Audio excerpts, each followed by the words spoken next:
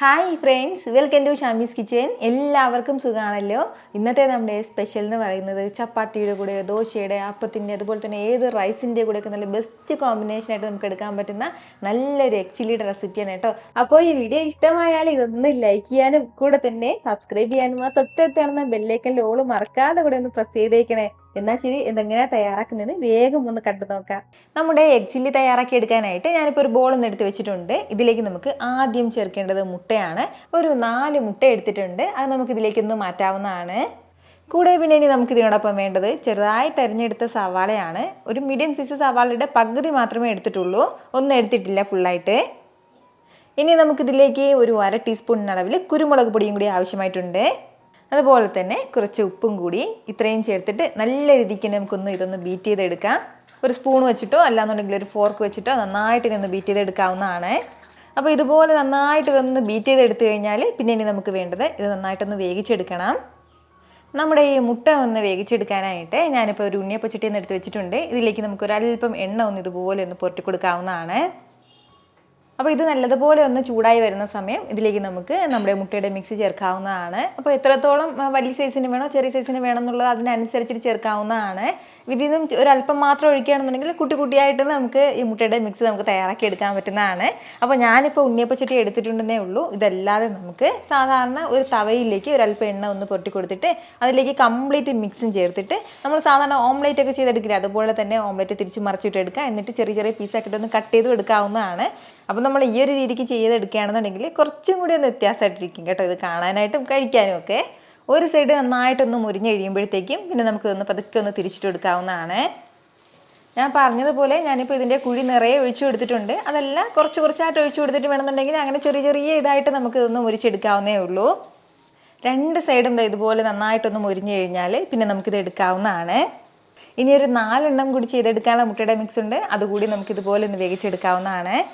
മുട്ടയെല്ലാം ഒന്ന് റെഡിയാക്കി എടുത്തു കഴിഞ്ഞാൽ പിന്നെ ഇനി നമുക്ക് വേണ്ടത്, ഞാനിപ്പോൾ ഒരു കടായി ഒന്ന് അടുപ്പത്തേക്ക് വെച്ചിട്ടുണ്ട്. അതൊന്ന് ചൂടായി വരുന്ന സമയം ഇതിലേക്ക് നമുക്ക് 1 ടേബിൾ സ്പൂൺ അളവിൽ സൺഫ്ലവർ ഓയിൽ ചേർത്ത് കൊടുക്കാം, റിഫൈൻഡ് ഓയിൽ. എണ്ണ നന്നായിട്ടൊന്ന് ചൂടായി വരുന്ന സമയം പിന്നെ ഇനി നമുക്കിതിലേക്ക് വേണ്ടത്, ഞാനിപ്പോൾ ഒരു സവാള എടുത്തിട്ടുണ്ട്. അതൊന്ന് നീളത്തിലരിഞ്ഞ് നമുക്കിതിലേക്ക് ചേർക്കാവുന്നതാണ്. സവാള ചേർത്തിട്ട് ലൈറ്റായിട്ട് ഒന്ന് വഴറ്റിയെടുക്കാവുന്നതാണ്. നന്നായിട്ടൊന്ന് വഴണ്ട് കിട്ടട്ടെ, കളറൊന്നും മാറണം എന്നുള്ള ആവശ്യമില്ല. മീഡിയം ഫ്ലെയിമിൽ വെച്ചിട്ടൊന്ന് വഴറ്റിയെടുക്കാം. വളരെ പെട്ടെന്ന് തന്നെ വഴണ്ട് കിട്ടിക്കോളും, വളരെ കുറച്ച് മാത്രമേ ഉള്ളൂ. ഒരല്പ സമയം ഒന്ന് ഇളക്കി കൊടുത്ത് നമ്മുടെ സവാളയെല്ലാം നന്നായിട്ട് ഇതൊന്ന് വഴണ്ട് കിട്ടിയിട്ടുണ്ട്. ഈ ഒരു സ്റ്റേജിൽ ഇനി നമുക്ക് വേണ്ടത് 1 ടീസ്പൂൺ അളവിൽ ഇഞ്ചി വെളുത്തുള്ളി പേസ്റ്റ് ചേർത്ത് കൊടുക്കാം. കൂടെ തന്നെ ഒരു പച്ചമുളക് ചെറുതായിട്ടൊന്ന് അരിഞ്ഞെടുത്തിട്ടുണ്ട്, അതും കൂടി. അപ്പോൾ ഇത് ഇത്രയും ചേർത്തിട്ട് വീണ്ടും ലൈറ്റായിട്ടൊന്ന് വഴറ്റിയെടുക്കാവുന്നതാണ്. ആ ഇഞ്ചി വെളുത്തുള്ളിയുടെയൊക്കെ ആ ഒരു പച്ചമണം മാറുന്നവരെ മാത്രം ഒന്ന് വഴറ്റിയെടുക്കാവുന്നതാണ്. ഞാനിപ്പോൾ ഇതിലേക്ക് ഇഞ്ചി വെളുത്തുള്ളി പേസ്റ്റാണ് ചേർത്ത് കൊടുത്തിട്ടുള്ളത്. അതല്ല നമുക്ക് ഇഞ്ചി വെളുത്തുള്ളി ചെറുതായിട്ടൊന്ന് അരിഞ്ഞ് ചേർക്കണം എന്നുള്ളത് അങ്ങനെയും ചേർക്കാവുന്നതാണ്. ഇഞ്ചിയുടെയും വെളുത്തുള്ളിയുടെയൊക്കെ ആ ഒരു പച്ചമണം മാറിക്കഴിഞ്ഞാൽ ഇനി വേണ്ടത്, മീഡിയം സൈസിൽ ഒരു ക്യാപ്സിക്കം ഞാൻ എടുത്തിട്ടുണ്ട്. എന്നിട്ട് നീളത്തിലൊന്ന് അരിഞ്ഞെടുത്തിരിക്കുകയാണ്. അത്യാവശ്യം വലിയ ക്യാപ്സിക്കം ആണെന്നുണ്ടെങ്കിൽ പകുതി മതിയാവും.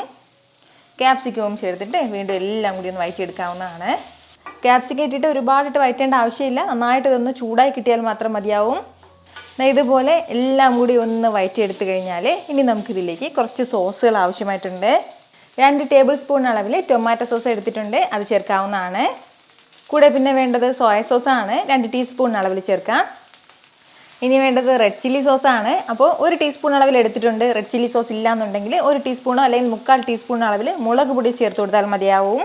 സോസിൽ അത്യാവശ്യം ഉപ്പുണ്ടാവും, അപ്പോൾ അത് നോക്കിയിട്ട് ഒരല്പം മാത്രം ഉപ്പ് ചേർക്കാവുന്നതാണ്. അപ്പോൾ ഇത്രയും ചേർത്ത് എല്ലാം കൂടി നല്ല രീതിക്ക് ഒന്ന് യോജിപ്പിച്ചെടുക്കാം.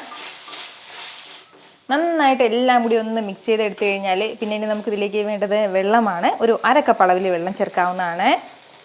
ഇതിനോടൊപ്പം തന്നെ 1 ടീസ്പൂൺ അളവിൽ കോൺഫ്ലോർ എടുത്തിട്ടുണ്ട്. ഇതിലേക്ക് ഒരു അല്പം വെള്ളം ചേർത്ത് ഒന്ന് മിക്സ് ചെയ്തിട്ട് അതും കൂടി ഇതിലേക്ക് ചേർക്കാം. ഇനി ഇതെല്ലാം കൂടി ചേർത്ത് നല്ല രീതിക്ക് ഒന്ന് ഇളക്കി യോജിപ്പിച്ച് കൊടുക്കാവുന്നതാണ്. ഇനി നന്നായിട്ടൊന്ന് തിളച്ച് വരട്ടെ. ഇപ്പോൾ നമ്മുടെ ഈ ഗ്രേവി നല്ലതുപോലെ ഒന്ന് തിളച്ച് തുടങ്ങിയിട്ടുണ്ട്. ഈ ഒരു സമയം നമ്മൾ എടുത്ത് വേവിച്ച് വെച്ചിരിക്കുന്ന നമ്മുടെ മുട്ട കഷ്ണങ്ങളൊക്കെ ചേർക്കാം. മുട്ടയും ചേർത്തിട്ട് ഇതുപോലെ നല്ല രീതിക്ക് എല്ലാം കൂടി ഒന്ന് മിക്സ് ചെയ്ത് കൊടുക്കണം. ഇനി വേണ്ടത് ഒരല്പം സ്പ്രിംഗ് ഓണിയൻ ചേർത്ത് കൊടുക്കാവുന്നതാണ്. സ്പ്രിംഗ് ഓണിയൻ ഇല്ല എന്നുണ്ടെങ്കിൽ നമുക്കിതിലേക്ക് മല്ലിയിലയും ചേർക്കാവുന്നതാണ്. എന്നിട്ട് വീണ്ടും ഒന്ന് യോജിപ്പിച്ചെടുക്കണം. എന്നിട്ട് നമുക്ക് നല്ല സൂപ്പറായിട്ട് ഒന്ന് സെർവ് ചെയ്യാവുന്നതാണ്. വളരെ രുചികരമായിട്ടുള്ള നല്ലൊരു എഗ് ചില്ലിയാണ് കേട്ടോ. ഞാൻ പറഞ്ഞതുപോലെ ഇത് ചപ്പാത്തിയുടെ കൂടെയോ ദോശയുടെ അപ്പത്തിൻ്റെ കൂടെ അതുപോലെ തന്നെ ഏത് റൈസിൻ്റെ കൂടെയൊക്കെ നല്ല ബെസ്റ്റ് കോമ്പിനേഷനാണ്. ഉറപ്പായിട്ടും ഇതുവരെ ഇതുപോലെ ഒരു എഗ് ചില്ലി തയ്യാറാക്കി നോക്കിയിട്ടില്ലാത്തൊരു മസ്റ്റായിട്ടൊന്ന് ട്രൈ ചെയ്ത് നോക്കണം. എന്നിട്ട് നിങ്ങളുടെ ഫീഡ്ബാക്ക് കൂടി എനിക്കൊന്ന് മറക്കാതെ അറിയിച്ചേക്കണം. കാരണം നിങ്ങളുടെ ഫീഡ്ബാക്ക് കാണുമ്പോഴായിരിക്കും അത് മറ്റുള്ളവർക്കും തയ്യാറാക്കി നോക്കണം എന്നുള്ളൊരു പ്രചോദനം ഉണ്ടാകുന്നത്. ഇത്ര എളുപ്പത്തിലും രുചികരമായിട്ടാണല്ലേ നമ്മൾ തയ്യാറാക്കി എടുത്തിട്ടുള്ളത്. അപ്പോൾ ഇത് ഇഷ്ടമായാൽ ഇതൊന്ന് ലൈക്ക് ചെയ്യാനും കൂടെ തന്നെ നിങ്ങളുടെ ഫ്രണ്ട്സിനും ഫാമിലിക്കും എല്ലാവർക്കും ഇതൊന്ന് ഷെയർ കൂടി ചെയ്ത് കൊടുത്തേക്കണം. ഇതുപോലുള്ള റെസിപ്പിക്ക് വേണ്ടിയിട്ട് നമ്മുടെ ഷാമീസ് കിച്ചൻ ചാനൽ ഫോളോ ചെയ്യാനും സബ്സ്ക്രൈബ് ചെയ്യാനൊന്നും ആരും മറക്കരുത്. വീണ്ടും നല്ലൊരു ഷാർ വീഡിയോ ആയിട്ട് നാളെ കാണാം. അതുവരേക്കും എല്ലാവരും ഹാപ്പി ആയിട്ടിരിക്കുക, സന്തോഷമായിട്ടിരിക്കുക, എല്ലാവരും സേഫ് ആയിട്ടിരിക്കണം. Take care friends. ടാറ്റാ.